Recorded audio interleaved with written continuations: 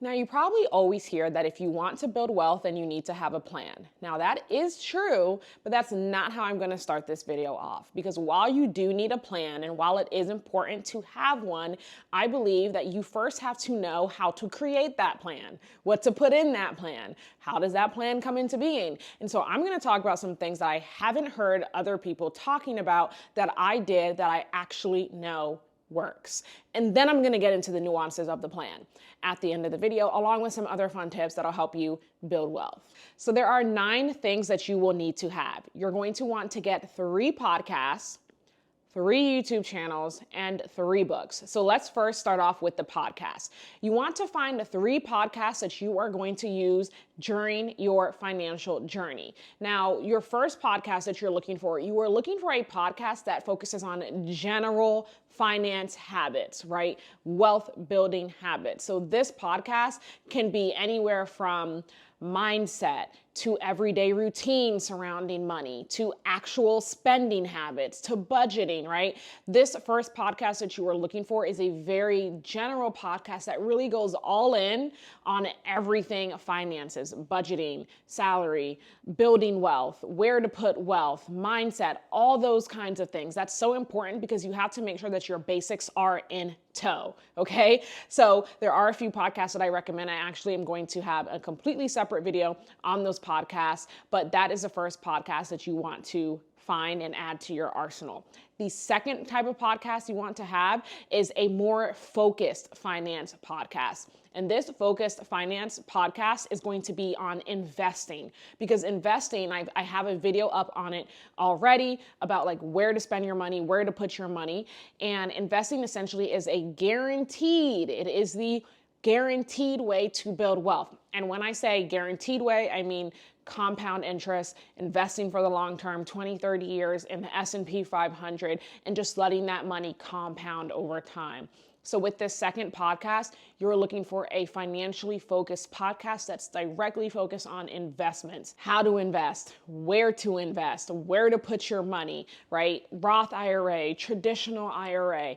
It tells you everything about those accounts that you need, where to open those accounts. It may even give you like general, like here's where I'm putting my money. So a more focused podcast on the finance piece. The third podcast that you're going to have is depending on your personal goals. So for some of you, that's going to be a business/finance focused podcast.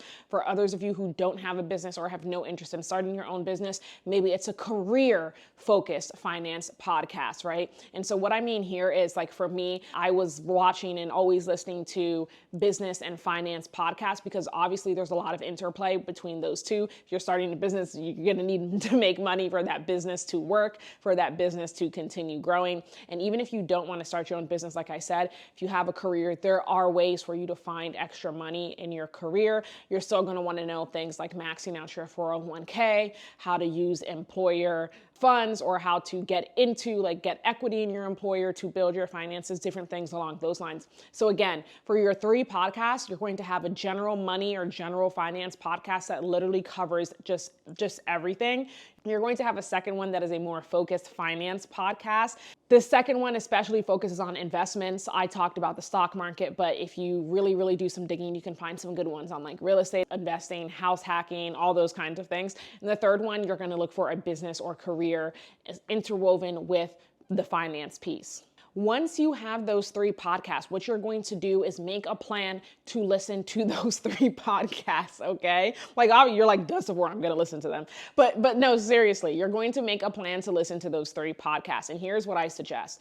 Go do a quick scroll through the 3 podcasts that you have chosen and bookmark, save, download 3 episodes from each of those 3 podcasts. And for the next 2 weeks on your way to work, when you are driving to and from work, whenever you are in commute, if you take the train, if you're driving, if you are getting on a plane, you should be listening to those podcasts, okay? Whenever you are in commute, whenever you are moving, you should be listening to those podcasts. If you're walking, if you're going on a run, if you're in the gym, everything movement is going to be your podcast listening time, okay? So that's the very first thing you're going to do is get those 3 podcasts out of the way. And like I said, I'm going to tell you how to incorporate all of these into your plan, but you guys hear a plan all the time. So right now I'm telling you how you're going to build it. So this is so important.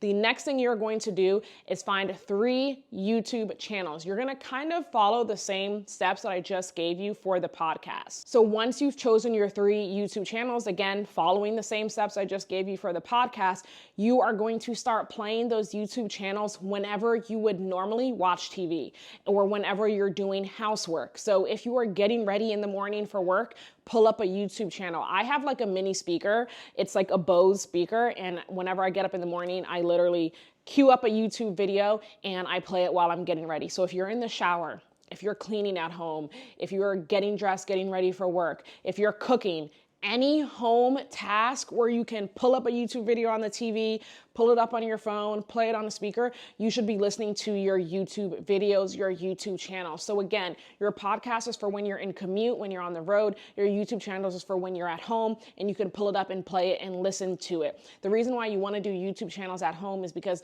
sometimes, a lot of times, you may need to be taking notes, whereas podcasts, usually you don't always have to take notes. The next thing that you're going to want to do is 3 books, okay? So podcasts, YouTube channels, and books. For your books, yep, you guessed it, you're following the same 3 pathways that I gave you for the podcast. So again, a general overview of like money, finance, investing, and then a more focused one on investing, real estate investments, how to grow your money, essentially is how a good way to categorize that. And the third one, either business or career focused. And here too as well, I would add and say you could also look into self-care or like personal investment type things. You could find some really good books. And I would also say YouTube channels on that as well. Now for books, this is whenever you have downtime. Think like you're getting in your bed, but you're not quite ready to go to bed. You're sitting down to watch TV, but instead of watching TV, you open up a book. Like just any downtime you have, this is when you would be reading those books to soak up this knowledge, right? So the point here is now you have your basis. You should have 9 sources from 3 different mediums: podcasts, YouTube channels, and books, to start building that wealth knowledge. And once you start doing this, I would say within the first month, you will be ready to truly develop a strong plan, right? Because so many people come on here and say, you need to have a plan, you need to have a plan, you need to have a plan. And I'm not gonna lie, I do that too. but right, now you have the knowledge, the baseline knowledge, how you can jump into creating a plan. The reason why I said you have to add in that business or career or personal, whatever focused niche within all of your mediums is because yes, you have the finance basis, yes, you have the wealth basis, but the business, the career, the personal, whatever, that's where the implementation comes into being. That's where you are actually going to say, okay, here is how I actually get to be able to invest this money. Here's where I actually get to put my money to use. I use it in this niche that I have chosen. So now we're going to get into the other things that you need to be doing. After you have that baseline knowledge, you're going to jump in and create your plan. So now there are different ways you can go about this. You can create a plan before you even get into all of this knowledge building. And actually, I probably recommend it because you want to have an idea of like, okay, this is how I think. I want to make $200,000, $300,000, $500,000 this year. And then you get into this knowledge building and then you revisit that plan and make changes according to whatever it is based on what you've learned. So just to give you an example, from these mediums that you have used, that you have been listening to, you said, okay, my goal when I retire is to have 5 million in the bank or 3 million in the bank, right? When I retire. And let's say you want to retire when you are 60 years old, right? So then you're going to say, okay, how can I get there? What you are going to do, and hopefully what these podcasts, these things, these YouTube channels have taught you is the value of investing in compound interest. So you say, let's just say you're 30 years old. And you say you want to retire in 30 years when you're 60. So to get there, how much would you need to invest every single month to have 3.9 million? Because I had done a little bit of math on this. Over 3 million in the bank when you retire at 60. You put in an initial investment of $1,000 and then you see, okay, I need to invest $2,000 per month to get to this almost 4 million in the bank in 30 years. So now this is where the business, the career, the personal personal side of all that you have been learning will come into play. How are you going to get that extra $2,000 a month if you don't already have it, right? Because I know some of you guys, you're high earners, you're in high paying jobs, you already have it. And so maybe you raise your number. Maybe you want 25 million in the bank, or maybe you're content to have your 4 or 5 million in the bank. And so you're good. You just got to keep it up. Or maybe you want to retire early, right? The point of the plan is to make it personalized to you. But so back to this example, right? You start off with 1,000 as your initial investment. You need to put 2,000 each month to have just about or close to 4 million in the bank when you retire at 60 years old. So that's $2,000 a month. So based on all that you've learned, where can you get that $2,000 a month? Or what can you do to get that extra $2,000 a month? Does your employer need to give you a raise? Do you need to start a side hustle, right? And if you do need to start a side hustle, what can that side hustle be? How can you go out and create or promote or offer your services to someone to get that extra $2,000 a month, right? So this is the information you are putting in the plan. And from watching those YouTube channels, from listening to the podcast, from reading those books, you will have ideas. You should have gotten ideas. And when you're doing all of those things, you have to be taking notes like, oh, like I can do this, or, oh, this is a great idea. Oh, wow, like I can actually get passive income from this, right? And so for some of you guys, you're not going to need to start a side hustle. Maybe you already have the money. And so what you learn, because for example, this is what I'm doing, is I need to buy some real estate. And I need my real estate to be my passive income. I need my real estate to give me $2,000 and $3,000 a month, right? And the other things you're going to learn is about your Roth IRA. Right? Maxing out your Roth IRA, $7,000 for 2025. And that when you retire, depending on how old you are, will get you to a couple million or $1 million in the bank. And that's not even including the investments in the S&P 500 or in the stock market, right? So you have to make this plan, and your plan is personalized to you once again. So some of you are going to be over here like, I need to do a side hustle to get this extra 2,000. Others of you are going to be, I actually just need to buy some real estate, or I actually need to invest in a startup. That's another thing you may learn from some of the YouTube channels and podcasts you listen to. Others of you may be, oh, maybe I can go in on this co-venture, or, oh, maybe I can start this business. And then you go into your plan and you put in the details on how you're going to do it. Right? That's so important. You put in the details of how you're going to do it. The other thing that's so important when it comes to building wealth is once you've done all of this, you have to ask yourself, like, how honest am I being with myself when it comes to how I already spend my money, right? Regardless of how much you're making, if you're making $50,000 a year or $300,000 a year, how you spend your money matters. Because if you're squandering every single thing you get, you will never be able to build wealth. So you have to make sure that you are spending your money in alignment with how you want to be in the future. So for me, for example, and for all of you guys, I recommend investing 15 to 20 or maybe even 25% of your income.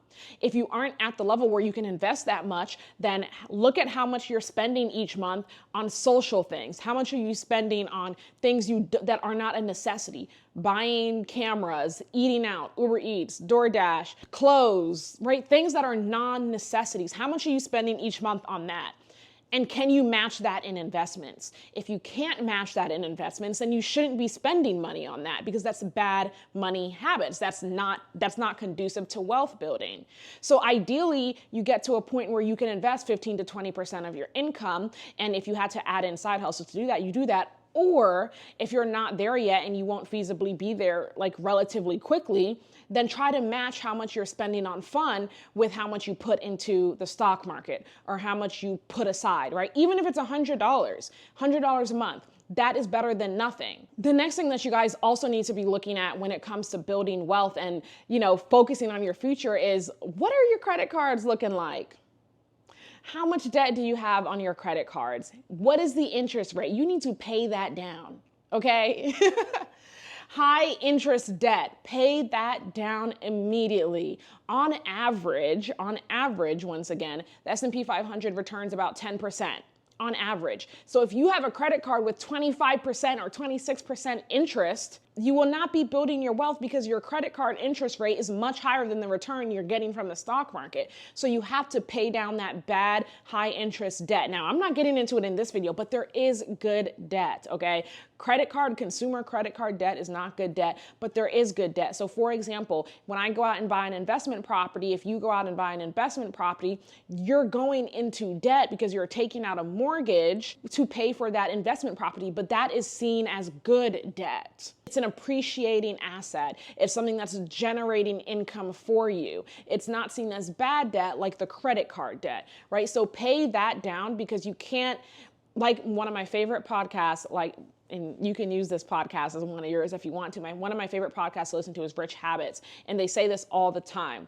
You can't out-invest bad high interest debt. They say it all the time, and it is so true. So if you're on your wealth building journey, this is exactly what you need to do. Number one, I would probably start out with a generalized plan, and it's easy to create because you're gonna go and you're gonna Google investment compound interest calculator. When you Google that, just click any of the links that come up and then play around with the numbers and see how much it would cost you to retire. If you need to figure out how much you're gonna cost to retire, you're gonna wanna see, well, what's your living style like now? How much are you making now? Do you like how you're living? If you don't like how you're living, how much would it cost to maintain the lifestyle you want to live?